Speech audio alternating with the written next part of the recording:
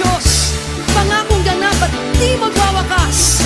Lahat ng nasasabik sa kanyang pagkilos ay magpurit magdiwang. Halina't salubungin ang tunay na pista ng kanyang kabutihan.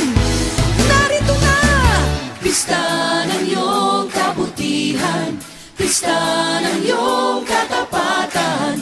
Pinagdiriwang namin nag-iisang Diyos, aming manunubos, Jesus. Pista ng iyong kabutihan, pista ng iyong katapatan. Pinagdiriwang namin nag-iisang Diyos, aming manunubos, Jesus. Pista ng iyong kabutihan, pista ng iyong katapatan. Pinagdiriwang namin nag-iisang Diyos, aming manunubos, Jesus. Pista ng iyong kabutihan, pista ng iyong katapatan. Pinagdiriwang namin nag-iisang Diyos, aming manunubos, Jesus. Sa lahat ng panahon, dapat ipagpuni, ikaw lang Panginoon ng mga ani. Sa'yo lang nagmumula lahat naming pagpapala. Sa'yo lang ibibigay taming pagkilala. Pista ng iyong kabutihan, pista ng iyong katapatan. Pinagdiriwang namin nag-iisang Diyos, aming manunubos, Jesus. Pista ng iyong kabutihan, pista ng iyong katapatan. Pinagdiriwang namin nag-iisang Diyos, aming manunubos, Jesus.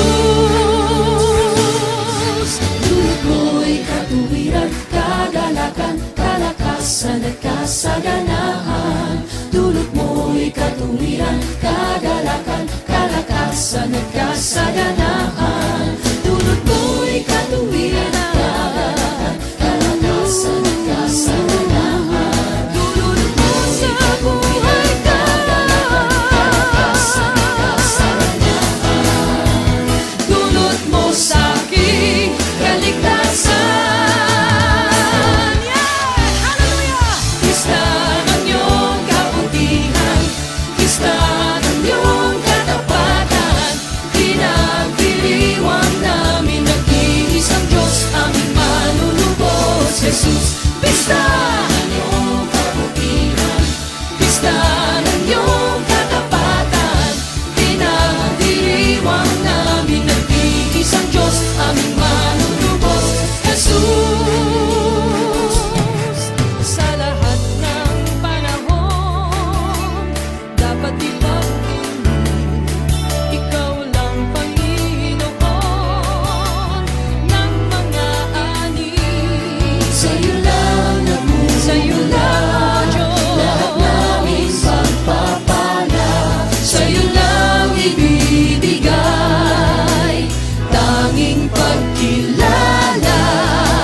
Pista ng iyong kabutihan, pista ng iyong katapatan.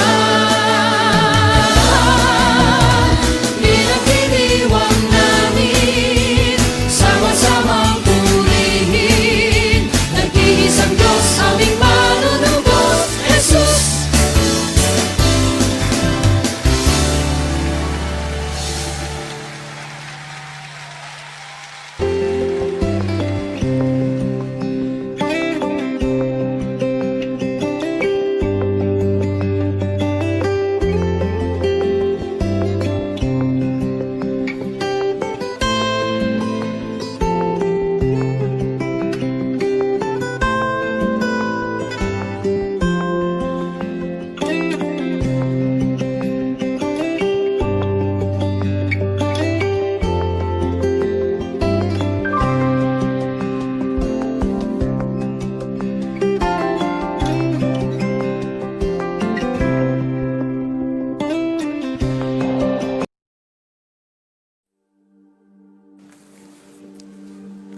Payapain ang sarili. Dito, doon, saan mang sulok. Sa bawat ihip ng hangin, agos ng tubig, pitik ng ilaw, kurap ng mga mata. Ikaw, huminahon ka. Huminga sa gitna ng polusyon. Huminga sa gitna ng kaguluhan. Huminga ka. Pilitin mo. Lumaban ka. Ito ang buhay. Maaaring ginigising ng kamangmangan, binubuhay ng kasalatan at hinuhubog ng kalupitan. Ngunit ito'y hindi kamalasan. Huminga. Patuloy na huminga. Ngunit huwag pumikit. Imulat ang mga mata, langhapin ang realidad. Magpakatatag ka. Huwag hayaang mapundi, makislap sa iyong mga mata. Huwag hayaang mabingi, mga tengang sabik sa ritmo ng kagalakan. Huwag hayaang magsara, mga labing nais sumigaw ng katagumpayan. Huwag hayaang manikip, nagliliyab mong dibdib. Kapangyarihan ng buhay. Hindi lang hininga ang taglay nito, maging ang espasyo, oras, galaw, isip. Bigkis ka ng hiwaga. Pinagmamasdan ng mga talat buwan. Pinag-aalayan ng sinag ng araw. Espesyal ka. Sumabay sa indayog ng mga bulaklak. Makisama sa lakbay ng mga langgam. Makiisa. Maging malaya at matapang. Ngayon, huminga ka. Lumaban ka. Huminga ka dahil kaya mo. Lumaban ka dahil may laban ka. Para sa katagumpayan. Para sa pag-ibig. Lumaban ka, malaya ang sarili sa agitan. Kung gising ka, lumaban ka, kailangan mong makalpas. Malaya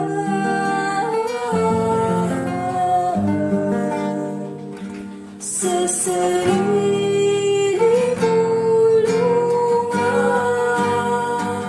Lumaban ka, palayain ang sarili sa agitan. Gumising ka, bumangon ka, kailangan mong makalpas. Pagkawalan ang sarili sa bigat, iwag na huwag mo hayaang magulong ka.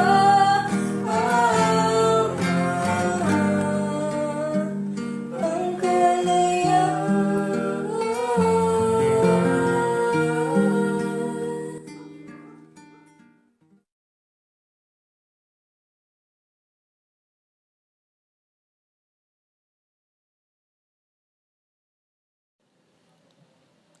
Pagbasa sa Bagong Tipan sa 2 Pedro, Kabanata 3, Talata 9. Ang Panginoon ay hindi nagpapabaya sa kaniyang pangako, gaya ng inaakala ng ilan.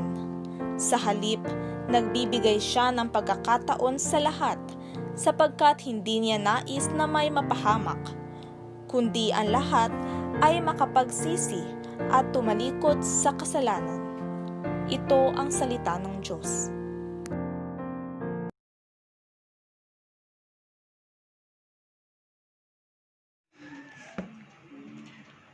Magandang umaga po sa inyong lahat and welcome po sa ating Sunday service sa umaga pong ito. And binabati ko po ang bawat isa sa inyo sa umagang ito ng isang mapagpalang umaga po, ano? And welcome po sa ating live stream this morning. Okay? And sa umaga pong ito, nais ko pong pag-usapan natin, ang title po ng ating topic this morning ay 3 days. Ang 3 days po ay figurative. Okay? Na tumutukoy kung saan may mga punto sa buhay natin na parang walang nangyayari. Na para bang yung mga panalangin natin ay hindi po nasasagot, walang liwanag na masilayan, naghihintay ka at sinasabi mo, no, Lord, come on, asan yung sagot mo sa mga prayers ko? At alam niyo ba yung tawag doon sa Bible? No? Sa Bible po, tinatawag natin siyang 3 days. O yung 3 days. No? And magugulat po kayo na yung salitang 3 days ay nabanggit po ilang beses sa Bible. No? 3 days. 3 days po si Moises ay may 3 days na pumunta sa disyerto. Nanalangin, pinuri ang Panginoon, at makalipas nun ay dumating ang 10 salot sa Ehipto. 3 days.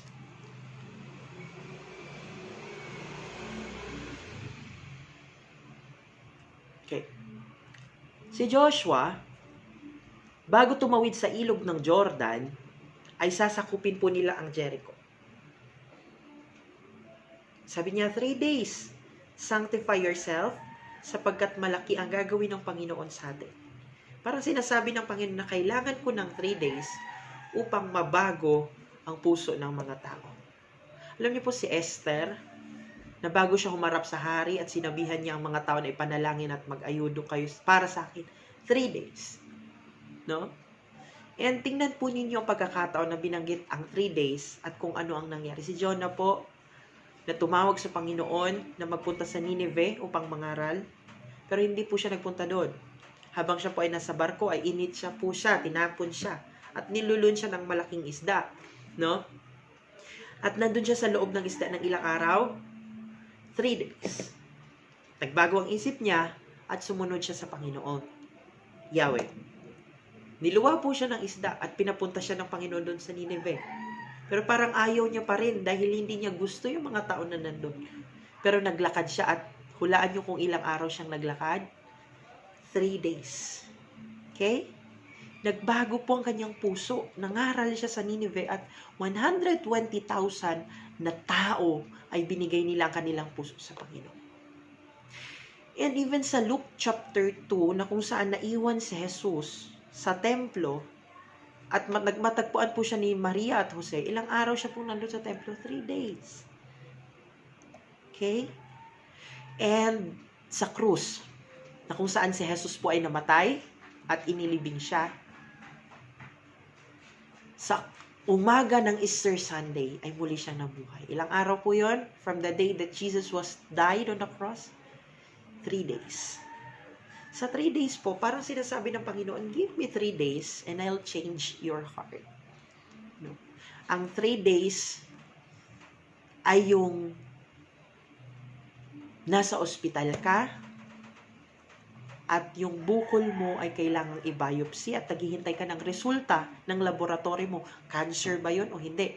3 days. Anong gagawin mo dun sa 3 days? Dun sa punto na may hinihingi ka sa Panginoon at naghihintay ka ng sagot. 3 days. Yun yung may problema ka, hinihintay mo na magkaroon ng solusyon at kasagutan, pero madilim pa rin at walang masilip na liwanag, na-stuck ka at naghintay.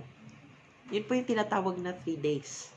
The decision you'll make in those 3 days will affect everything about you. And the question is, what do you do during these 3 days? Alam niyo po si Apostol Pablo. Bibigyan tayo ng insights kapag nakaranas tayo nito. Siya ay papunta pong Damasco. Okay? Mababasa niyo po yan sa Acts chapter 9.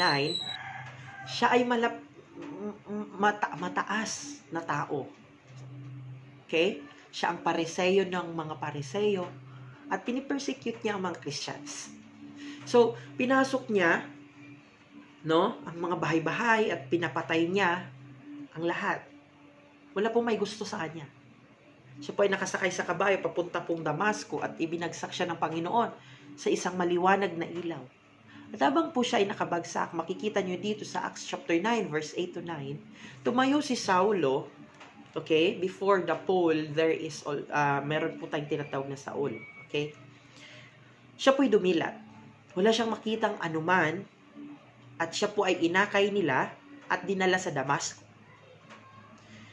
Siya po ay 3 araw na nabulag at hindi siya kumain at uminuman. Ilang araw po siya nabulag? 3 days. Maraming mangyayari sa 3 days. Dahil ang taong ito ay pinipersecute ang mga Christians, malupit na malupit, pero sa loob ng 3 araw, ay binago ng Panginoon ang kanyang puso. And amazing things can happen in 3 days. Bawat isa sa atin, kumakaharap po sa krisis ngayon, na 3 days. Okay? COVID-19. Okay? At kung ano man ang gagawin mo doon sa 3 days, yun po yung pinaka-importante sa lahat. Kapag wala kang sagot, naghihintay ka lang, kapag madilim pa ang lugar at wala kang maaninag na liwanag, anong gagawin mo? Susuko ka na lang ba? Aayaw? So sa oras na yun ay nagbigay si Pablo ng mga bagay na dapat po natin gawin. Number 1, makinig po kayo. Number 1, give God time. Now the question is, does God need time? Kailangan ba ng Diyos ng oras? Basahin natin kung ano sinasabi dito sa 2 Peter chapter 3 verse 9. Okay? The Lord is not slow about His promise, at some count slowness, but is patient toward you. Anong sabi? He is patient toward you. Now, sino po ang nangangailangan ng oras? Hindi po ang Diyos, kundi sino? Tayo. Kaya dapat po nating alalahanin, okay? It is not God, but it's us that require time. Dapat malaman natin na hindi kailangan ng Panginoon ang oras. Okay? No, minsan, sinasabi natin, Lord, ang tagal naman ito. Hanggang kailan pa kaya ito? Kailan matitigil itong pandemic? Sinasabi ng Panginoon, I need time. You need time, Lord. Okay? No. Ang sinasabi niya ditong I need time is we need time. Okay? God is saying that I am working on your heart, on everyone's heart. And God is patient toward us. Why? Because we are impatient toward Him. At kadalasan ay naghihintay tayo sa Panginoon. Okay? Pero ang katotohanan, hindi tayo naghihintay sa Diyos. Siya po ang naghihintay sa atin. At isa po sa tao na kinakailangan na magbago or na magbago ay ang nagngangalang Ananias. Okay? Sabi niya, Ananias, nais kong puntahan mo ang lugar na ito at doon ay makikita mo ang isang lalaki na nagngangalang Saul. Gusto ko ipatong mo ang kamay mo sa kanya. And here, dito po, habang kinakausap ng Diyos si Ananias, sabi niya, hindi ko siya hahawakan. No, kasi natatakot. Kasi nga, at that time, alam nila yung ginagawa ni Paul. Alam nila na nagpe-persecute si Paul. And ang gusto ng Panginoon, ipatong yung kamay ni Ananias sa kanya at ipanalangin siya. And parang sinasabi ni Ananias, hindi ako pupunta doon. Bakit? Okay? So, dito din sa point na to, kailangan din baguhin ng Panginoon ang puso ni Ananias. Alam niyo kung bakit, kung minsan inaabot ng 3 araw, at minsan humahaba pa, yung bago sagutin ng Panginoon yung mga panalangin natin, sapagkat pinabago ng Diyos ang puso ng mga tao. Hindi lang yung puso mo, kundi yung puso din ng mga tao sa paligid. Asawa mo, yung anak mo, yung boss mo, yung leaders mo. At nagtatanong tayo, Lord, bakit ang tagal? Okay? Maaaring may binabago ang Panginoon ng mga puso. That's why it takes time. Basahin natin kung ano sasabi ng Panginoon kay Ananias in Acts 9:13. Sumagot si Ananias, Panginoon, nabalitaan ko sa marami ang patungkol sa lalaking ito at gaano karaming kasamaan ang ginawa niya sa banal mong Jerusalem. Okay, so hindi lang binabago ng Panginoon ang iyong puso at ng puso ng iba. So, hindi lang yung puso ni Saul, hindi lang yung puso ni Ananias, maging puso ng iyong anak, ng iyong magulang o boss. At sinasabi ng Panginoon na merong spiritual battle na nangyayari na nakapaloob dun sa tinatawag na 3 days. Akala natin walang nangyayari. Ganun po yung naramdaman ni Daniel. Binigyan ng Panginoon ng isang pangitain si Daniel. Ang pangitain kung anong mangyayari sa templo ng Jerusalem. At sinabi sa kanya, Daniel, merong malaking problema na mangyayari sa Jerusalem.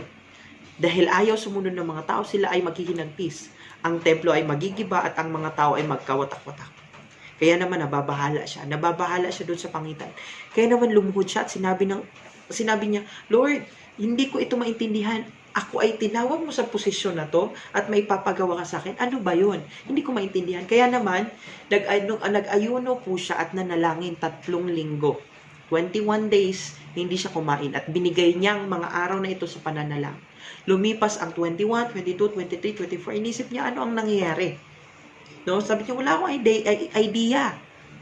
Hindi ako sinasagot ng Panginoon. Alam niyo sa ika-24 na araw, ay makikita natin yung sagot ng Panginoon sa kanya. Basahin po natin. Daniel 10:12-13. Nang magkagayoy, sinabi niya sa akin, huwag kang matakot, Daniel, sapagkat mula ng unang araw na iyong ilagak ang iyong puso na makaunawa at magpakababa sa harap ng iyong Diyos, ang iyong mga salita ay dinidinig. At ako'y naparito, alang-alang sa iyong mga salita. Ngunit ang prinsipe ng kaharian ng Persya ay nakipagpunyagi sa akin ng 21 araw.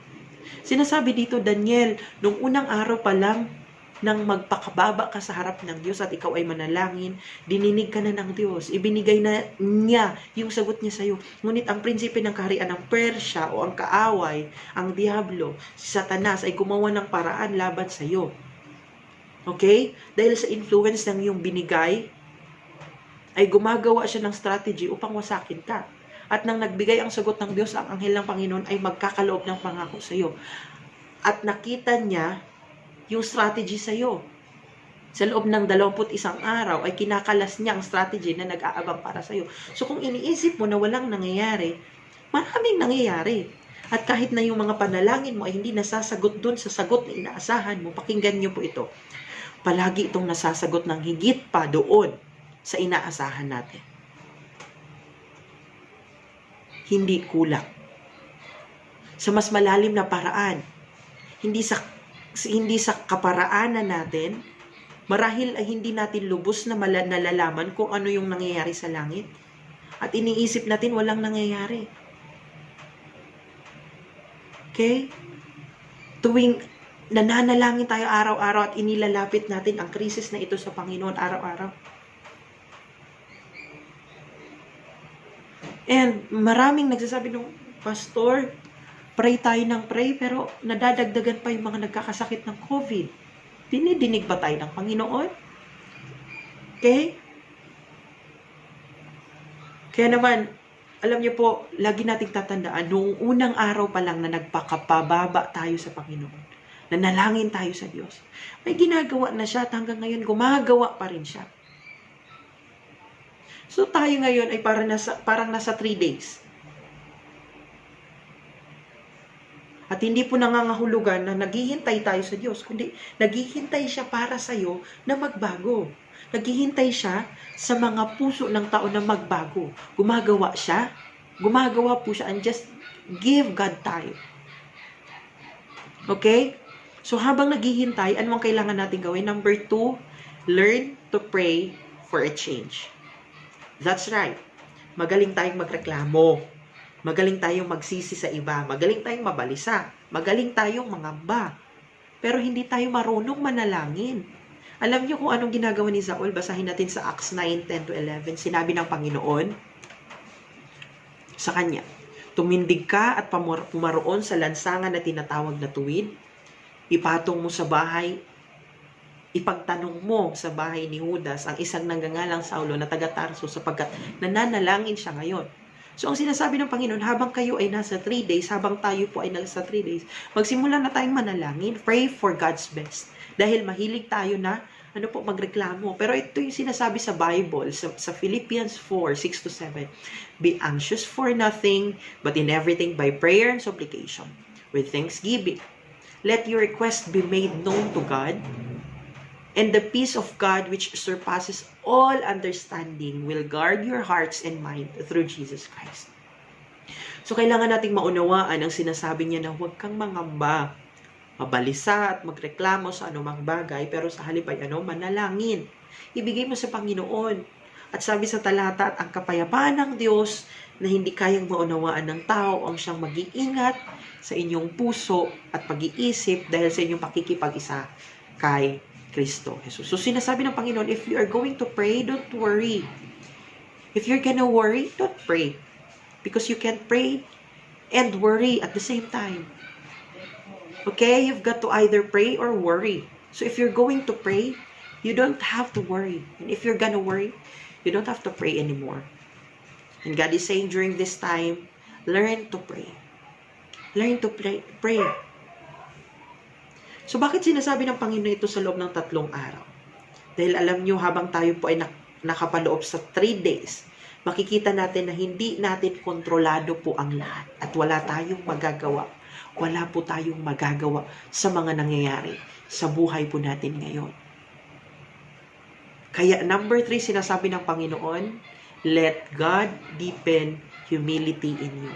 Okay? Let God deepen humility. Ito yung kinakailangan na mangyari kay Saul. Tingnan natin kung ano ang nangyari sa Acts 9 verse 8. Tumayo si Saulo at nang siya ay dumilat, wala siyang makitang sino man. Inakay po siya at dinala sa Damasco. Inakay siya. Okay? At inakay lang po siya. Ngayon, tatandaan po ninyo itong si Saul ay pariseyo ng mga pariseyo. Walang sino man ang maaring umakay sa kanya. Walang sino man ang maaring tumulong sa kanya. Okay, parang sinasabi, hindi ko kayo kailangan. Pero nakita nyo si Saul, kailangan siyang akayin, na kahit papuntang CR, hindi niya kayang gawin mag-isa. Kailangan niya ng may mag-akay sa kanya. Nakita niyo yung full humility na dapat niyang gawin? Alam niyo po, nilalagay tayo ng Panginoon sa 3 days, okay? Figurative itong 3 days na ito, sa 3 days. Para ipakita or para niya tayo kumbabain. Kunin lahat sa atin. Aminin natin ang maranasan po natin itong crisis ng COVID ay halos kunin ng Panginoon ng lahat. Kung ano yung pinagmamalaki natin.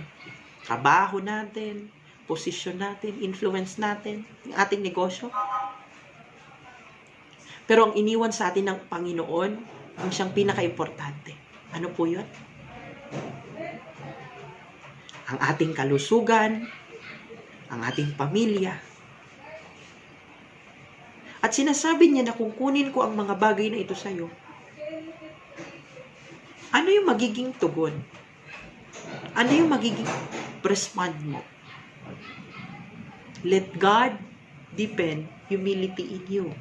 And sometimes we need to get to the point to realize Jesus is all you need when Jesus is all you got. Sometimes that is the only time we understand and realize that Jesus all we need when Jesus is all we got. That realization only comes when there is a sense of what? Humility. Kaya matutunan po natin na magpakumbaba sa lahat ng bagay. Kaya ng Panginoon o kaya inaalis niya yung mga bagay sa atin. Kasi ano yung respond mo kapag nangyari yun? What you do during your 3 days, okay, will affect your future. At sinasabi ni Saul sa atin, let God deepen our humility. That is very important. That we must realize that we are not in control. And we don't know what the future holds. Hindi natin alam kung ano yung mangyayari sa araw ng bukas. We don't know what the future holds, but we know who holds the future. At siya ang dapat nating hawakan sapagkat hindi natin kontrolado ang lahat. Pero siya, ang Panginoon po ang may control, ang may hawak. At bilang pagtatapos po, God can do a lot in 3 days. So if we'll cooperate with Him, He can cause a hearts to change. At kung alam natin ang dapat natin gawin in 3 days, maaari din na gumawa tayo ng kamangmangan in 3 days. At ito ay humahaba ng humahaba pa. And then kailangan mong balikan ng balikan ulit sapagkat walang pagbabago na nangyayari. Minsan ay aalisin niya yung lahat sa atin hanggang ma-realize natin na siya lang palang kailangan natin. Maaring nandyan po kayo sa inyong mga tahanan. naunawaan yung sinasabi kong 3 days? Sa inyong sitwasyon, sa inyong trabaho, sa inyong pamilya, hindi pa po siya tapos sa inyo, sa akin, sa bawat isa sa atin. Meron siyang magandang plano sa iyo. Pero ang 3 days na ito ay napaka-importante kung ano yung respond, kung ano yung gagawin. You watch, you wait, and you'll see what He can do dun sa 3 days ng buhay natin. May hope and prayer sa atin pong natutunan sa umagang ito. Patuloy natin itong may apply sa atin pong nararanasan ang sitwasyon sa mga oras po na ito. Okay? Give God time. Actually, hindi niya kailangan ng time niya para sa kanyang sarili. Para sa Diyos. But let us give Him time to change our heart. To change your family's heart. To change everyone's heart. Learn to pray for a change. Ibig na magreklamo, magbahala, at magduda, tutunan nawa natin na magtiwala sa Diyos at manalangin ng meron pong kapakumbabaan sa ating buhay. Hanggat hindi po natin nare-realize sa ating buhay na ang Diyos lang po ang ating kailangan, hindi po natin matututunang dumepende sa Kanya. So, umagang ito nawa po may natutunan po kayo at naway patuloy po na atin pong mga natutunan ang siyang magtuturo po sa atin na mas lalong higit na magtiwala sa Panginoon. Inimbitahan ko po kayo na manalangin sa umaga po. Panginoon, narito po kami sa sitwasyon kung saan 3 days, nasa kalagitnaan kami ng 3 days ng amin pong buhay. Sa krisis po na ito. Dalangin ko po, Panginoon, ang bawat isa ay matulunang magtiwala sa iyo. Maniwala po sa iyo. Baguhin mga aming mga puso. Turuan at tulungan niyo po kami paanong ang tamang pag-respond sa 3 days ng amin pong buhay. Lord, tinataas ko po sa inyong lahat ng bagay. Naniniwala po kami. Simula pa lamang po noon na kami po ay magsimulang magpakumbaba sa inyo at manalangin patungkol po sa krisis po ng COVID. Alam namin na sinasagot niyo na kami. May ginagawa na po kayo. And Lord, sa inyo ko po binibigay ang amin po bukas. Lord, we do not know what our future holds, but we know that you hold our future. And we know that you have a plan for us, to prosper us. Thank you so much for this morning, Lord. Salamat po sa iyong kabutihan sa amin. Salamat po sa araw na ito. Sa inyo ko po itinataas ang lahat sa pangalan ni Kristo Jesus. Amen. Marami pong salamat sa pagsubaybay po ninyo sa atin pong gawain sa umaga pong ito. Naway napagpala po tayo ng Panginoon. And don't forget always our Flaming Go. Okay, every Sunday, 10 a.m. And my hope and my prayer is that okay lang po kayo sa inyo pong mga tahanan. If ever na meron po kayo mga prayer request, if ever na gusto niyo po nang makausap, you can contact us at ating pong Facebook, sa ating pong mga Facebook accounts,